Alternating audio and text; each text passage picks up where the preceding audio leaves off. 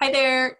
Welcome everyone. My name is Dionne Jennings, Community Herbalist and Marketing and Outreach Coordinator with Waldrose College of Natural Healing. And today I'm with Samantha Orthlieb, Master Herbalist, Registered Herbalist with the Alberta Herbalist Association at Waldrose Alumni, and a Master of Psycho-Spiritual Plant Medicine as well. And we are going to talk about all things flower essences. Hi, Samantha.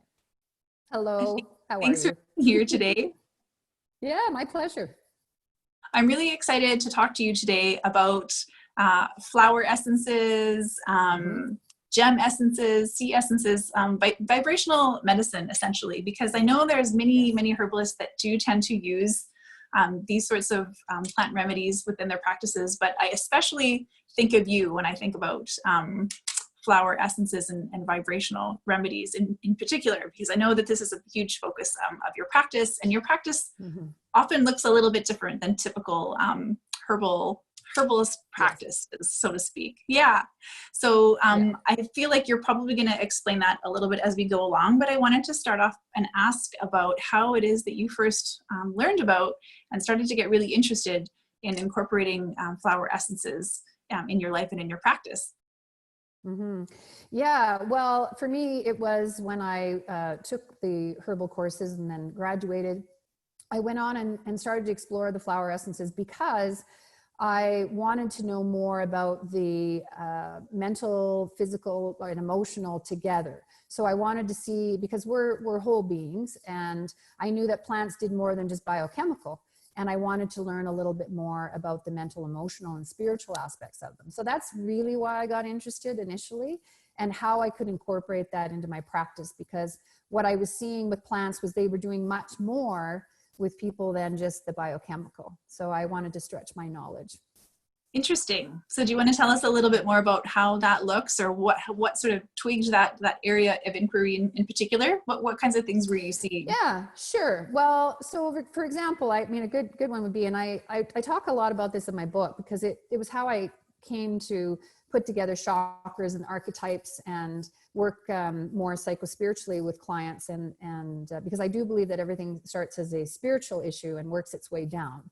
So to me, it was just putting everything together where it should be. And so I, for example, would see when I would use dandelion on a client, and what they would start suddenly talking a lot more about feeling safer or wanted to explore their soul purpose. So it started to move something in them, and that they would be releasing fear and releasing emotion through that liver, gallbladder area, and would suddenly have some epiphanies and start talking about things in the next session. And so I started to connect the dots as I was seeing clients, and it took 3 or 4 years. And then I thought, there's way more going on here. So I started to really stretch my knowledge from there. Very cool. Very cool. So you were looking at the bigger picture and noticing the patterns that were, and really exploring the depths of plant medicine in terms of how they were actually working with and affecting people. Yeah, and you really start to see that in practice when you're working with people. I certainly saw that for a number of years. And as well, there was during that time, because I've been practicing 19 years, so this was a long time ago, there was that new buzzword out called psychoneuroimmunology. And so there was, at that time, suddenly people were discovering in many levels, in psychology, etc., that the way we think and our belief patterns directly affect our immune system as well as our nervous system. So that was something that, again, I was deeply into that and studying whatever I could find on it, and the mind-body connection, which is just huge in terms of, how it affects us overall. Absolutely. Yeah, it is its own huge area of study for sure. Given that you have started noticing these patterns, right, these links with plants and sort of different issues, right, and how that developed in terms of you connecting them to chakras and archetypes, how is it that you started incorporating the flower essences? And I'm more curious than anything is like, why do you think they work? How and or why do you think they work based on what you've seen in your practice?